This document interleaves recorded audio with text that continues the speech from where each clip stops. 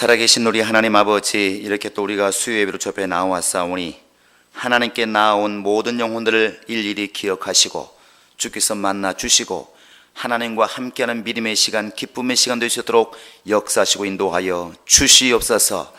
예배하는 자를 찾으신 우리 하나님께서 오늘 또 예배하는 우리 모든 심령을 다 주께서 찾아주시고 하나님의 신령한 복으로 넘치도록 채워주시며 우리 영의 간구와 또 육신의 모든 간구와 우리 모든 형편하신 주님께서 일일이 응답하셔서 그 응답을 통하여 하나님께 영광 돌리는 복된 시간 되시도록 하나님이 함께 하시고 인도하여 주시옵소서.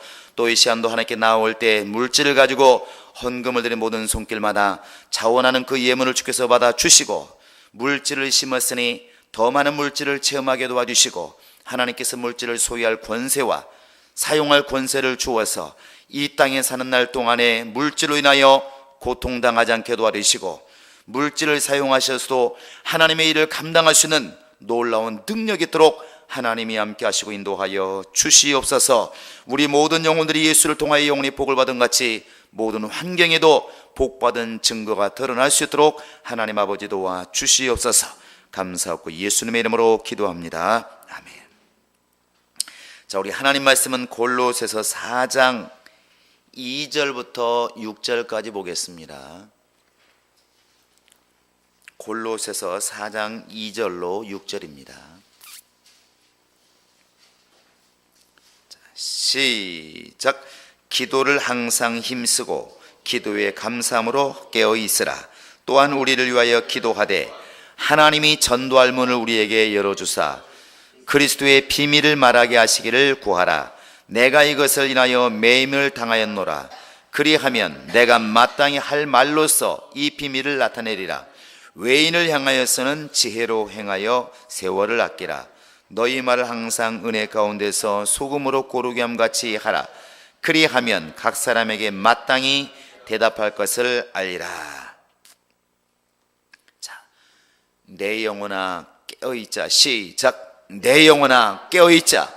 내 영혼아 깨어있자. 내 영혼아 깨어있자. 오늘 하나님은 바울을 통해서 이제 골로새 교인들에게 깨어있을 것을 지금 명령하고 있습니다. 무엇으로 깨어있느냐? 기도함으로 깨어있으라는 것이죠. 우리는 늘 기도라는 말을 많이 듣고 있고 사실은 기도를 많이 하고 있다고 생각하기 때문에 기도를 이렇게 소홀히 생각하지만 기도는 필요를 분명히 달라고 하는 게 기도가 맞습니다. 그러나 누가복음 22장에 보면 예수께서 말씀하시기를 그 겟세마네 동산에서 이렇게 말씀하잖아요. 너희는 깨어있어 시험에 들지 않도록 깨어있어 기도해라. 언뜻 생각하면 기도라고 하는 것이 우리 필요한 것만 하나님께 달라고, 건강 달라고, 물질 달라고, 또 내 마음 평안함을 달라고, 내 자식들을 잘 되게 달라고, 또 사업이 잘 되게 달라고, 이렇게 우리 필요를 하나님께 도움을 청하는 것이 기도라고 생각하지만 주님이 보실 때에는 그런 것들은 큰 문제가 아니더라는 것이죠. 마치 어머니 앞에 있는 아들과의 입장 차이겠죠. 아이들은 말합니다. 엄마, 입을 옷이 없어. 모자가 마음에 안 들어. 엄마, 내 신발 하나 좀 사줬으면 좋겠어. 머리가 마음에 안 들어. 파마 좀 하게 돈 좀 줘. 아이들은 이게 큰 거라고 생각해요. 근데 부모가 생각할 때는 나한테 좀 그런 걸 구하지 말고 더 큰 거 있지 않습니까? 내 진로를 좀 아버지가 좀 정해주세요. 좀 내가 판단할 수 있도록 내 진로를 좀 걱정해 주었으면 좋겠습니다. 이런 말하면 훨씬 더 의미가 크잖아요. 그것처럼 예수님께서 보실 때에는 먹고 사는 것, 이미 예수님도 집도 없이 평생 동안 살았기 때문에 큰 문제가 아니더라. 비록 배에서 자는 한이 있어도 집이 없다고 큰 문제는 아니더라. 한 끼 두 끼 굶는 것, 그게 큰 문제가 아니더라. 그러나 마귀에게 빠져서 마귀의 생각대로 마귀에게 져서 그 영혼이 진 자는 이긴 자의 종이라고 그랬으니까 그 영혼이 마귀에게 팔려가는 순간에 끝나기 때문에 그것은 보통 문제가 아니라는 것이죠. 이미 첫사람 아담이 그렇게 뱀에게 속아서 자기 영혼을 팔아먹었지 않습니까? 이게 크더라는 것이죠. 그래서 예수님이 베드로를 위해서 가장 크게 해준 선물이 뭡니까? 사단이 너를 밀가루 달려고 너를 청구했지만 나는 너의 믿음 떨어지지 않기를 기도했노라, 이렇게 말합니다. 그러니까 예수님께서 베드로에게 준 가장 큰 선물이라고 생각을 해요. 또 그렇게 말씀하시면서 너희도 믿음이 떨어지지 않기를, 시험에 들지 않기를, 시험에 빠지지 않기를 기도해라. 여기서 시험에 빠지지 않는다는 것은 악한 자의 손에 빠지지 않는다는 것이죠. 마귀의 손에 빠지지 않는다는 것입니다. 이게 어찌 보면 기도의 가장 큰 중요한 의미인지도 모릅니다. 그러니까 우리가 기도로 깨어있자 그러니까 그래, 오늘 또 우리 아들 위해서 기도 못했구나, 내가 오늘 또 내 건강을 위해서 기도 못했구나, 일용할 양식을 위해서 내가 기도 못했구나, 아침 좀 일어났어야 되는데, 이런 정도로 생각하고 있다고 한다면 우리도 또 믿음의 초보라는 것입니다. 주님이 진짜 원하는 것은, 기도로 깨어있으라고 하는 것은, 원수가 지금 너를 우는 사자와 같이 노리고 있으니까 한순간도 그 생각을 잊지 말라는 것이죠. 우리 이미 알고 있습니다. 십계명을 하나님이 왜 주었을까? 그 지키기 어려운 십계명을 왜 주었을까? 깨어있으라는 것입니다. 마귀가 자기가 하나님 되려고 하다가 저렇게 타락하지 않았느냐? 바로 아담이 그렇게 하나님 될 수 있다고 하는 그 생각에 저렇게 타락하지 않았느냐? 하나님의 안식을 더럽힌 마귀가 어떻게 징계되는 걸 너는 알았지 않느냐? 하나님의 이름을 망령되이 부른, 함부로 취급한 그 마귀가 어떻게 된 것을 우리는 알고 있지 않느냐? 너는 그러지 말아라. 그래서 우리 인간들에게 계명을 준 것입니다. 깨우치라는 것이죠. 깨어있으라는 것입니다. 결국 기도로 깨어있으라고 하는 것은 마귀가 항상 우리를 지금 지켜보고 있고 우리를 지금 쓰러뜨리기 위해서 몸부림치고 있으니까, 우는 사자와 같이 정말 이렇게 움킬 자를 찾고 있으니까 조심하라는 것입니다. 웃고 있어도 조심하고, 자고 있어도 조심하고, 모든 일이 평안하다 할 때에 조심하라는 것입니다. 기도로 깨어있으라고 하는 것은 입으로 계속 24시간 기도하라는 얘기가 아닙니다. 시험에 들지 않도록 깨어있으라는 것이죠. 그것이 참다운 기도의 목적이고 능력입니다. 우리에게 이런 능력 있기를 바랍니다. 우리나라 속담에 이런 말이 있습니다. 무덤에 가면 다 뭐가 있다고? 예? 비가 온다, 이런 말이 나오는데 핑계 없는 무덤은 없대요. 왜 죽었냐고 물어보면 핑계 없는 무덤이 없다는 것이죠. 그러니까 이렇게 교회에서 보면 이렇게 현황판에 장례가 이렇게 납니다. 그러면 병명이 있어요. 사망 원인이 있지 않습니까? 거기에 보면 암, 무슨 이제 교통사고, 여러 가지 죽은 이유가 있어요. 하다못해 이제 병사까지 나오죠. 근데 사람은 누구나 죽었을 때 왜 죽었냐고 물어보면 이유가 있다는 것이죠. 이러이러해서 죽었다. 마찬가지로 시험 드는 사람들은 반드시 이유가 있습니다. 또 들어보면 시험 들만 해요. 시험 들만 해요. 주님이 원하실 때는 그런 시험 들 만한 이유가 있을지라도 시험에 들지 않는 것을 주님은 원하시는 겁니다. 그래서 이긴 자란 말을 쓰는 것입니다. 이기는 자에게는, 이기는 자에게는. 이기는 자에게라는 말에는 이미 전쟁이 한번 있었다는 것을 염두에 두는 거지 않습니까?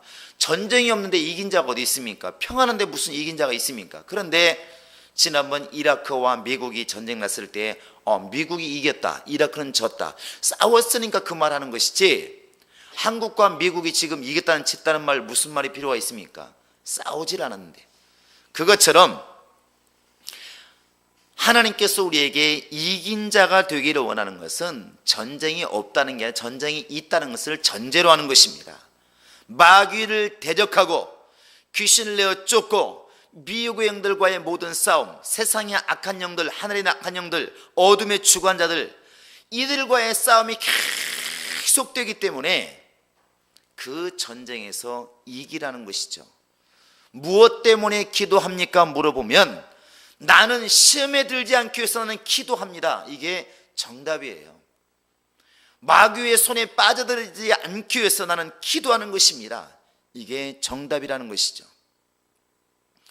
유다와 같이 그렇게 사단의 생각이 가득해서 예수를 팔아먹지 않도록 나는 그런 사람이 되지 않기 위해서 기도하는 것입니다.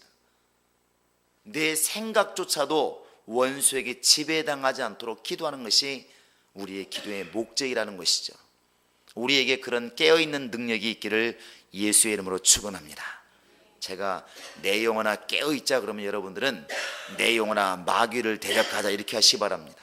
내 영혼아 깨어있자. 내 영혼아 깨어있자. 내 영혼아 깨어있자. 내 영혼아 마귀를 대적하자. 짧게 하는 거 좋죠. 그래서 우리 영혼이 항상 예수 이름으로 보호되고 우리 영혼이 항상 이렇게 시험 들지 않고 살아가는 그것이 신앙생활입니다. 여러분과 지금 나는 예수 그리스도를 영접한 자들입니다.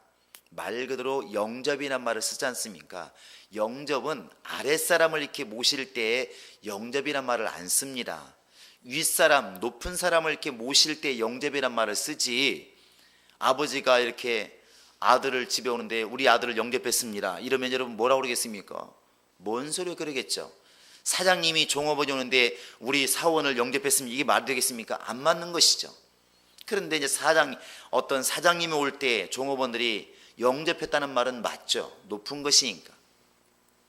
우리가 예수 그리스도를 아랫사람으로 지금 안에 내가 데리고 온 것이 아니라 모신 겁니다. 말 그대로 윗사람을 모신 거예요. 윗분을 모신 겁니다. 지금 우리가 말로 너무 쉽게 해야겠죠. 우리는 예수를 영접한 자다 이렇게 말합니다. 영접했다고 하는 것은 예수 그리스도를 내 안에 모셨다는 것입니다. 그런데 과연 정말 우리가 예수를 모신 사람답게 살고 있는가? 이렇게 우리가 신방을 가보면 어른을 모시고 사는 사람과 그냥 우리들끼리 사는 집하고는 분명히 분위기가 달라요. 어른을 모시고 사는 집은 모든 게 다 조심스럽습니다. 먹더라도 어른부터, 또 애들이 뭐 뛰어놀면 항상 말하죠. 야야 어머니 깨실라. 조심하잖아요. 과연 우리는 정말 예수 그리스도를 영접했는데 그분을 모시고 있는 사람답게 정말 조심하고 있는가? 능히 생각해 보셔야 됩니다. 성경에서는 고린도서 4장 1절부터 마땅히 우리를 그리스도의 비밀을 아는 자로 여길지어다 이렇게 되어 있습니다. 예수 그리스도를 모신 자들은 예수의 마음을 잊고 예수께서 하시고자 하는 일들을 알고 예수와 함께하는 자들로 스스로를 알라는 것이죠. 우리에게 이런 지혜가 있기를 바랍니다. 그래서 예수님께서 원하신 일들을 이루어내고 예수님께서 싫어하는 일들을 하지 않는, 그것이 진짜 예수 믿는 사람들이 해야 할 일입니다. 그래서 예수 믿는 사람들은 다른 말로 말하면 곧 사명자라는 것이죠. 사명자. 자, 나는 사명자다. 시작. 무슨 사명자일까요? 예수님이 이 땅에 오셔서 침례받고 물에서 올라오시면서 외친 말이 있습니다. 회개하라, 천국이 가까이 왔느니라. 그래서 오늘날에도 천국을 외쳐야 되는 것이 우리의 사명이고, 사람들에게 회개하라고 외치는 것이 우리의 사명이에요. 예수님께서 내가 십자가를 지금 지고 가는데 너희가 나를 따라오려거든, 나와 같이 되기를 원하거든, 나를 위해서 살기를 원하거든, 너희 십자가를 지고 나를 쫓을 것이니라. 십자가가 뭐겠습니까? 이 복음을 위해서 죽으라는 것이죠. 그게 예수를 모신 사람의 삶입니다. 예수께서 그렇게 가셨기 때문에 우리 또한 그렇게 예수와 같이 하나님께 받은 사명을 가지고 죽어가는 것이, 그게 예수를 닮은 삶이라는 것이죠. 바울은 그렇게 말합니다. 우리 한번 성경 보시겠습니다. 고린도전서 9장을 보시겠습니다. 고린도전서 9장 16절. 자, 17절 읽겠습니다. 시작. 내가 복음을 전할지라도 자랑할 것이 없으면 내가 부득불할 일임이라. 만일 복음을 전하지 아니하면 내가 화가 있을 것이미로라. 내가 내 힘으로 이것을 행하면 상을 얻으려니와 힘으로 아니한다 할지라도 나는 직분을 맡았노라. 16절에 보시면 부득불이란 말을 써 있고 자랑할 것이 없다 이렇게 되어 있습니다. 복음을 전할지라도 내가 누구보다도 예수를 잘 전하고 있고 말씀을 잘 전하고 있고 선교를 열심히 하고 있을지라도 이것은 자랑거리가 아니다. 부득불이라도 해야 된다. 안 하면 화가 있다. 이게 무슨 말이겠습니까? 당연하다는 것입니다. 예수 믿는 사람이 사명자고 사명자라면 이 복음을 전하는 것은 당연하다는 것입니다. 살아있는 사람이 밥 먹는 것이 당연하고 살아있는 사람이 숨을 쉬는 것이 당연한 것처럼 이 복음을 전하는 것은 너무나 당연한 것이다. 너무나 당연한 것이다. 이 당연한 것이 오늘날 안 되고 있기 때문에 사실은 문제가 많습니다. 너무나 당연한 것이. 그러니까 아마 끊임없이 설교를 하고 하나님께서는 깨우친지도 모르겠습니다. 자, 복음 전하는 것은 당연한 것이다. 시작.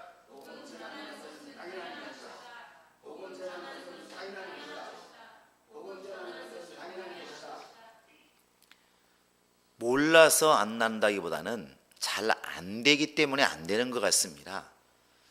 그래서 사도들도 마찬가지고 오늘 본문에도 보면은 여러분 본문을 다시 한번 이렇게 보시기 바랍니다.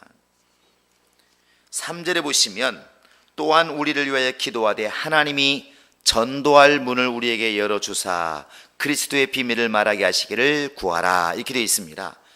너희가 지금 나를 위해서 기도하는데 나 먹을 것, 쓸 것, 잠잘 것을 위해서 너희에게 지금 기도 부탁을 하는 것이 아니라 우리에게 전도의 문이 좀 열리도록 하나님 말씀을 전할 수 있는 길이 좀 열리도록 너희가 우리를 위해서 기도해 주었으면 참 좋겠다.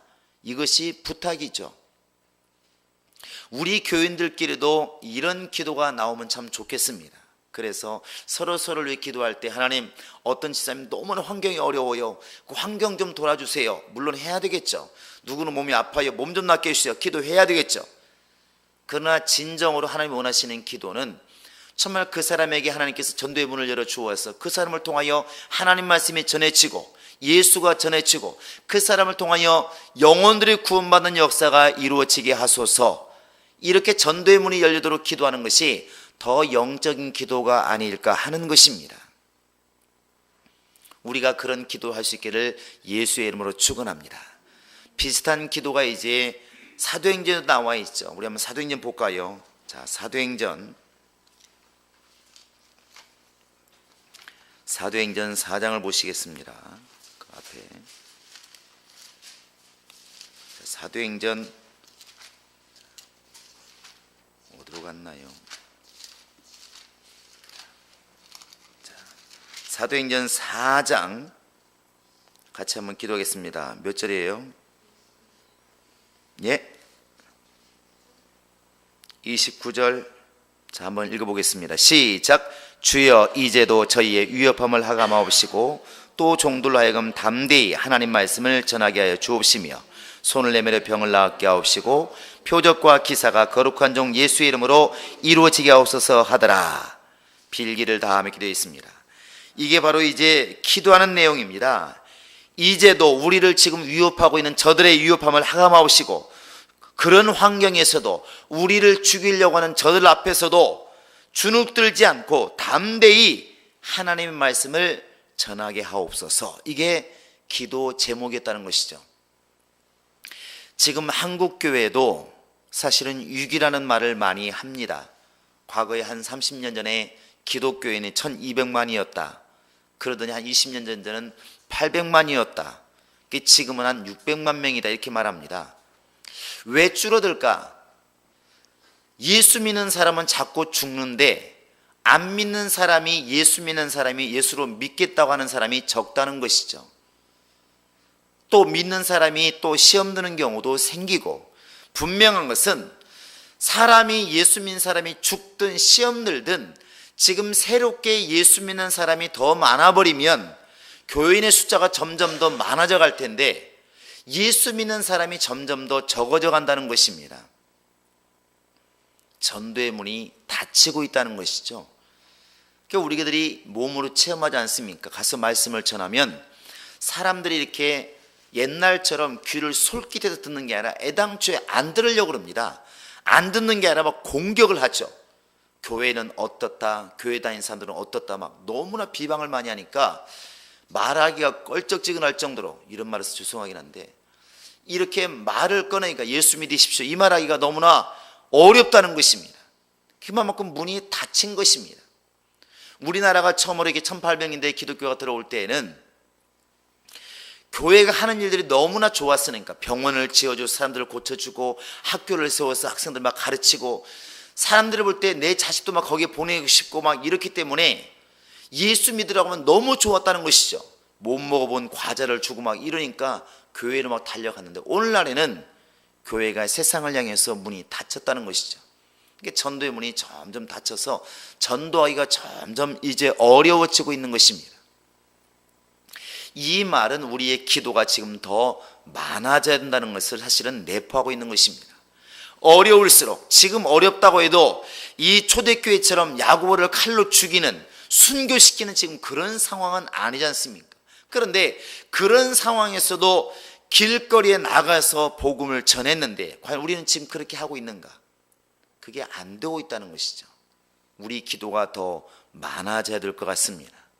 그런데 왜 이럴 때 우리는 지금 전도를 말하면서 성령을 말할 수밖에 없느냐? 사도들을 보면은 잘 알 수 있어요. 성령을 받을 때와 성령 받기 전의 행동이 전혀 다릅니다.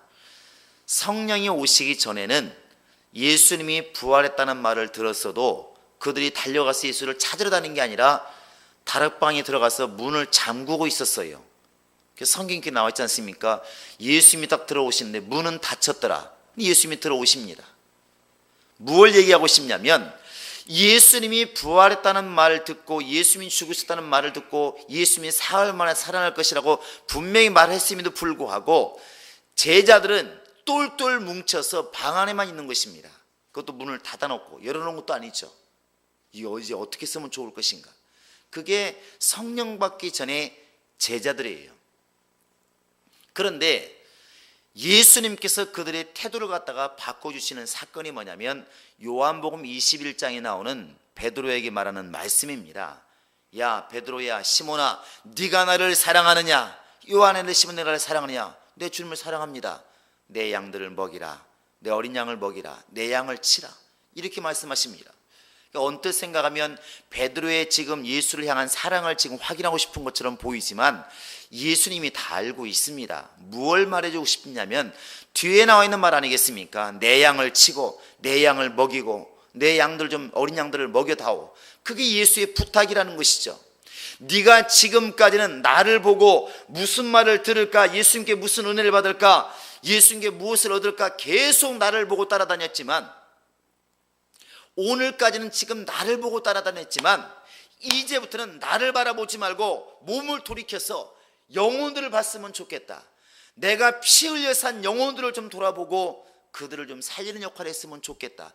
나를 보고 울지 말고 그들을 보고 울고 그들을 안타까이 여기고 그들을 긍휼히 여기는 마음으로 내 대신 네가 좀 그들을 돌봐주었으면 좋겠다. 이때부터 제자들을 돌려 세우는 겁니다. 3년 반 동안은 나의 말을 듣고 나를 쳐다보고 나와 함께 살았지만 지금부터는 영혼들을 돌아보아라. 그게 예수님의 부탁이죠. 그래서 마가다락방에 성령이 딱 오시는 순간, 성령이 영혼에 임하는 순간부터 길거리로 나가는 것입니다. 죽을 것을 뻔히 알면서도 나가서 외치는 것입니다. 형제들아 들으라. 누가 했던 말입니까? 주님이 했던 거 아니겠습니까? 회개해라. 너희가 회개하고 죄 없이 함을 받으면 하나님부터 기쁜 날이 임할 것이고 성령을 선물로 받으리라. 당당히 막 외쳐나가는 것입니다. 여러분과 지금 나는 이 사명을 지금 이미 가지고 있는 것입니다. 이미 가지고 있는 것이죠. 누가 전도를 해라 마라 하는 것이 아니라 내가 모신 예수님께서 이렇게 지금 당부하고 있는 것입니다. 때를 얻든지 못 얻든지 기도해라. 그리고 전도해라. 안 되느냐? 그러면 전도할 문을 열어달라고 좀 기도해라. 나를 통해서 전도의 문이 활짝 열릴 수 있도록 좀 그렇게 기도해 다오. 이것이 바로 주님의 당부이고 주님이 원하시는 것입니다. 우리 행복한 교회가 지금 기도해야 할 내용이 무엇일까? 전도의 문이 열리도록 기도하는 것입니다. 어떤 길로 열릴지를 몰라요. 가정들을 통해서 열릴지, 회사를 통해서 열릴지, 정말 지나간 삶을 통해서 열릴지 모릅니다. 그러나 전도할 문이 열어주어야만, 하나님께서 열어주어야만이 분명히 전도는 할 수 있습니다. 사람 마음 들리는 게 아니지 않습니까? 바울이 아시아로 가서 복음을 전하려고 했는데 예수의 영이 허락하지 않는지라. 결국 복음의 문이 동쪽으로 열린 것이 아니라 서양 쪽을 향하여 복음이 열리기 시작합니다. 그게 하나님 뜻이죠. 우리도 어떻게 열릴지를 모르는 것입니다. 그러나 분명한 것은 어떻게 열리든 동쪽이든 서쪽이 열리든 여러분과 지금 내가 해야 할 것은 전도의 문이 열리도록 기도하는 것입니다. 이걸 놓고 기도하셔야 됩니다. 하나님 전도하니까 안 되던데요. 문이 닫혀서 안 된다는 얘기인데 그 문이 열리도록 기도해야 되지 않겠습니까? 두드리라 열릴 것이라 했으니까 계속 두드려서 문이 열릴 때까지 기도하는 것이 우리의 사명 아니겠습니까? 전도의 문이 열리도록. 자, 전도의 문을 열자. 시작.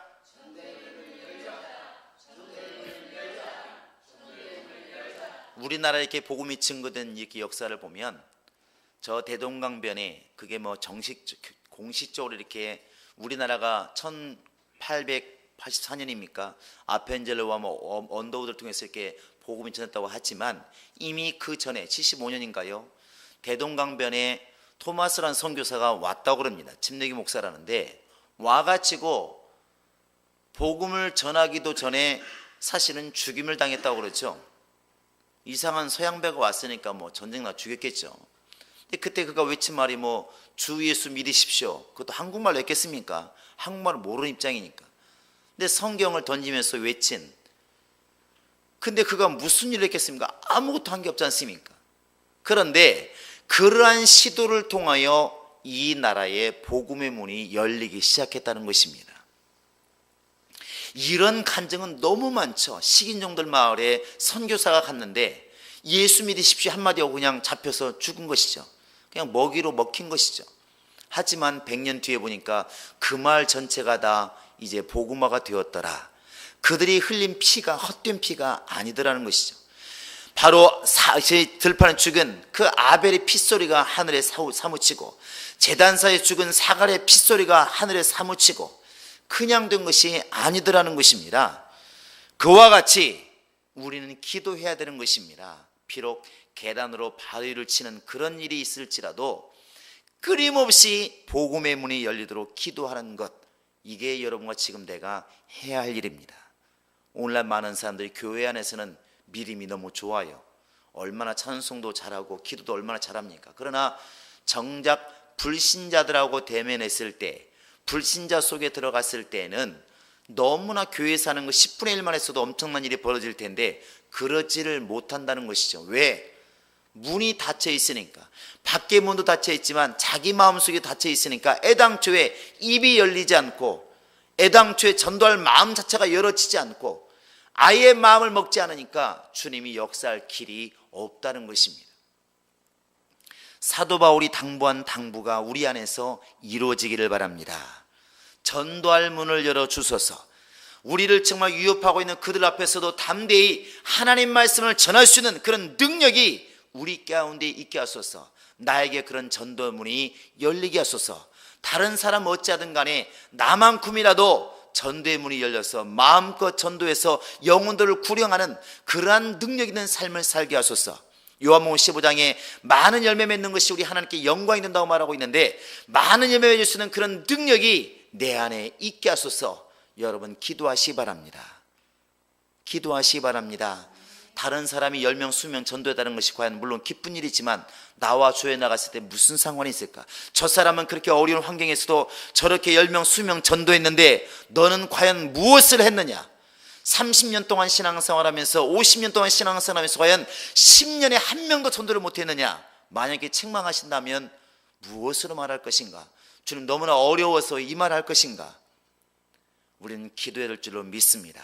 정말 이 시간에도 여러분 기도할 때 하나님 나에게 전도할 문을 열어주세요.